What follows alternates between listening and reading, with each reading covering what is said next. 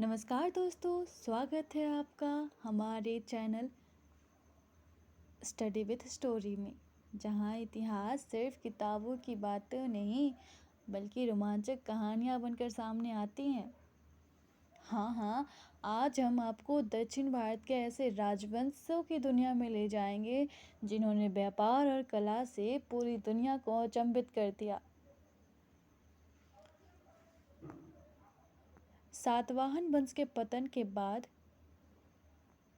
दक्षिण भारत की सत्ता में कई छोटे छोटे राजवंश आए और कई अलग अलग भागों में बट गए, लेकिन जल्द ही कुछ शक्तिशाली राज्य उभर कर आए जिन्होंने इसे सांस्कृतिक, राजनैतिक, व्यापारी रूप से ऊंचाई पर ले गए। हम बात कर रहे हैं इक्ष्वाकु वंश की, जो 225 ईसा पूर्व से 335 ईस्वी तक चला। सातवाहनों के बाद आंध्र प्रदेश में इक्ष्वाकु वंश का उदय हुआ। उन्होंने अमरावती और नागा अर्जुनकोंड को सांस्कृतिक केंद्र बनाया। यह वंश बौद्ध धर्म का संरक्षण था और इसने स्तूपों तथा विहारों का निर्माण कराया। हालांकि यह वंश ज़्यादा समय तक टिक नहीं पाया। जल्द ही पल्लवों ने इसे चुनौती दी। दक्षिण भारत में पल्लव वंश का प्रभाव काफ़ी गहरा था। इसका केंद्र तमिलनाडु और राजधानी कांचीपुरम बना। पल्लवों ने भारतीय कला और स्थापत्य में नए कीर्तिमान स्थापित किए। महाबलीपुरम रथ मंदिर, पंचरथ मंदिर, कैलाश नाथ मंदिर ऐसे महत्वपूर्ण कृतियां हैं जो कि पल्लवों ने भारत को दिया।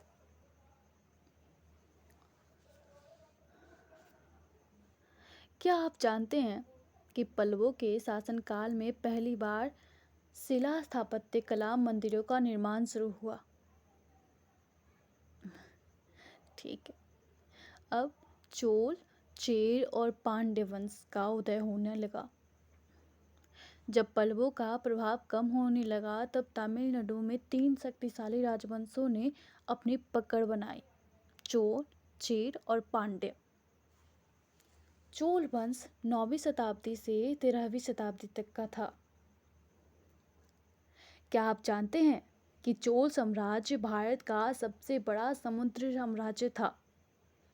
राजा राज चोल प्रथम और उनके पुत्र राजेंद्र चोल ने श्रीलंका से लेकर सुमात्रा, जावा और थाईलैंड तक अपने साम्राज्य का विस्तार किया।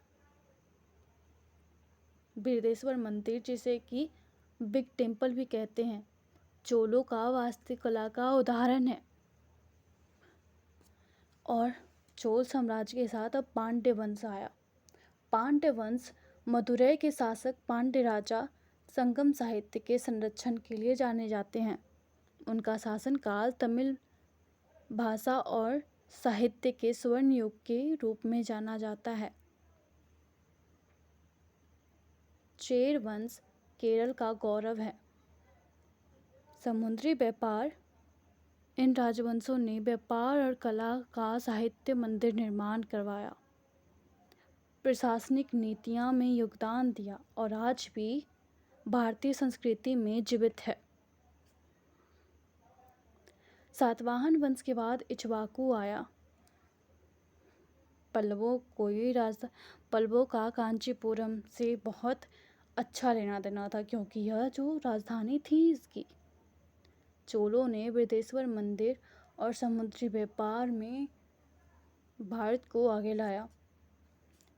पांड्य शासक संगम साहित्य का संरक्षण किया और चेर ने रोम एवं अरबों से व्यापार किया।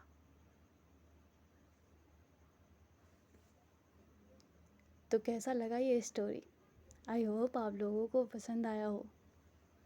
तो ऐसे ही मज़ेदार इतिहास की कहानियों से जुड़ने के लिए हमारे चैनल को सब्सक्राइब कीजिए और लाइक शेयर करना भी ना भूलिए। Thank you.